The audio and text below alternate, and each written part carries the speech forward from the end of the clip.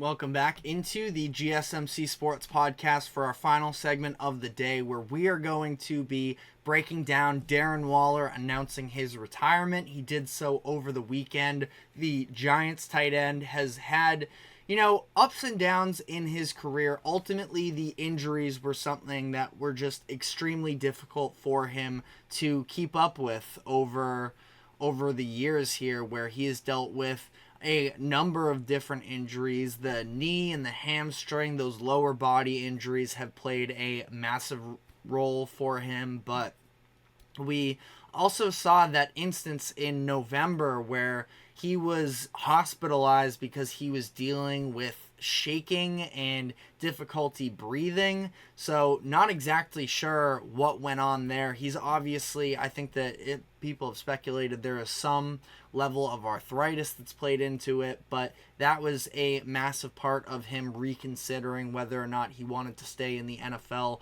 31 years old, so again, for a former Pro Bowl tight end who was, at the, a consistent 1,000-yard tight end receiver for a couple of years there, for just a handful of years later to have this, again, fall off is a little bit drastic because it's in large part due to these health concerns, but seeing the way that his career has unraveled over the past few years has been definitely disappointing. And ultimately, we saw the Giants get what seemed like a bargain of trading for him ahead of the 2023 season for just a third-round pick, where it was a surprise that the Raiders moved on from him, but it probably plays into the fact that they knew that medically Waller was dealing with a lot, and ultimately they had to rinse their hands of sorts of I believe it was $11+ million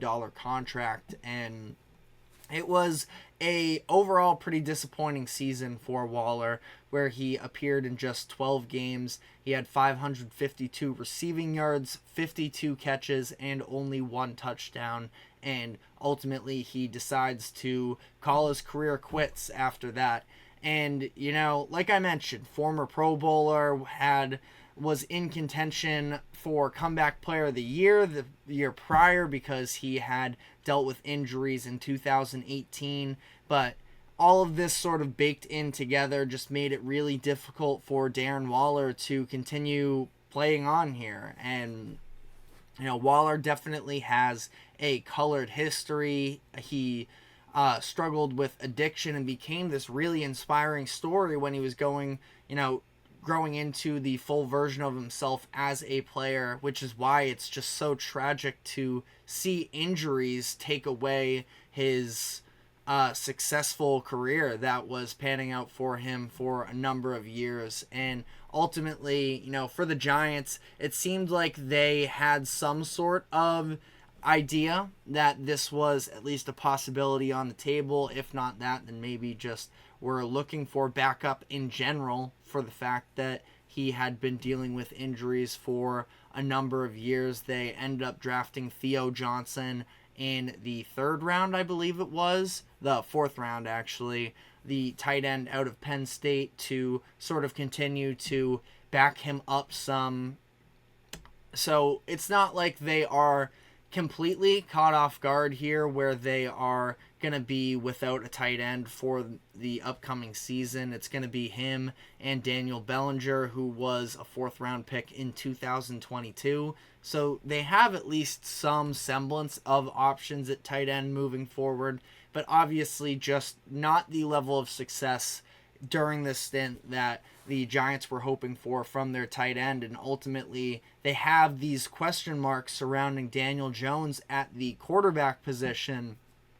They were hoping to be able to have some extra level of threat, because as much as Daniel Jones, I've never been the number one fan of him. He has dealt with real incompetence, I would say, from receiving weapons throughout the early parts of his career, where Darius Slayton has probably been the best receiver he's played with up to this point. Now, Malik Neighbors should easily take that crown for himself this upcoming season in his rookie year, but it's still just been, not a great job of the Giants putting him in this situation. Their offensive line last year was a mess as well. So I definitely would never have, me defending Daniel Jones on my bingo card necessarily, because I thought that he was overdrafted from the minute the Giants took him. But at the same time, they haven't done very much to protect him. And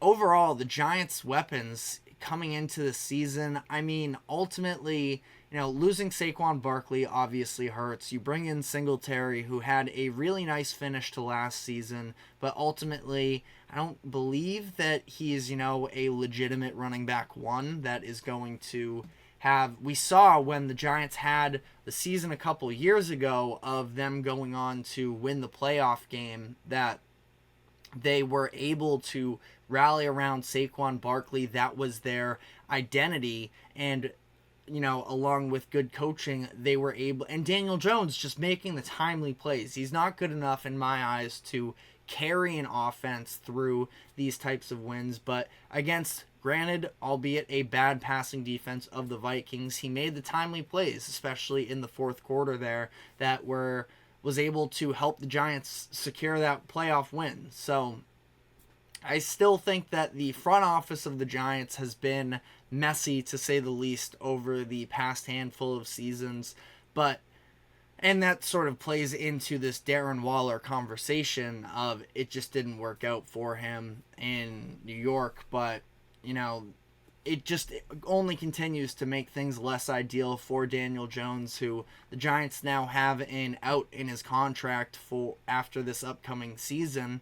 So we'll see whether or not this is his last year with the Giants, whether they want to move on. I ultimately would guess that, especially with the injuries Daniel Jones himself has been dealing with over the number of years here, that we could see it sort of coming to an end sooner rather than later. They're going to have a lot of money wrapped up into him for the, next handful of years if they do try and bring him back and not take the out that they have. They signed him to a 4-year deal, $160 million at the time, but again, an out after this season, and his salary, if they were to retain him, is $30 million for the 2025 season and $46.5 million in 2026. I have to imagine that they're going to try and get out of that contract by then. So we'll see how this all plays out for the Giants.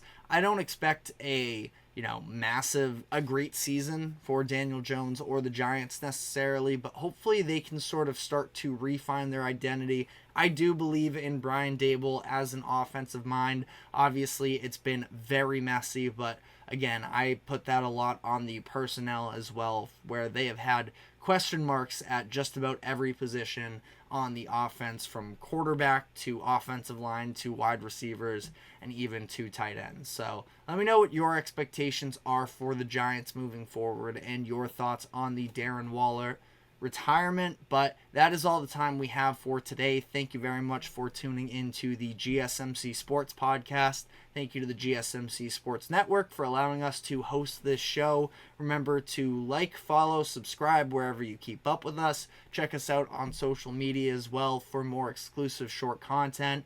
But we will be back tomorrow afternoon, 2:00 p.m. Eastern. We will see you then. Take care.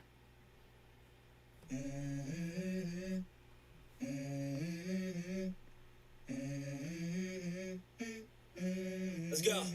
I wake up to a little bit of drool on my pillow, feel like it's gonna be a bad day. Yeah, I'm tired of shit, and the coffee ain't hit yet. Damn, ain't that great. I don't wanna go.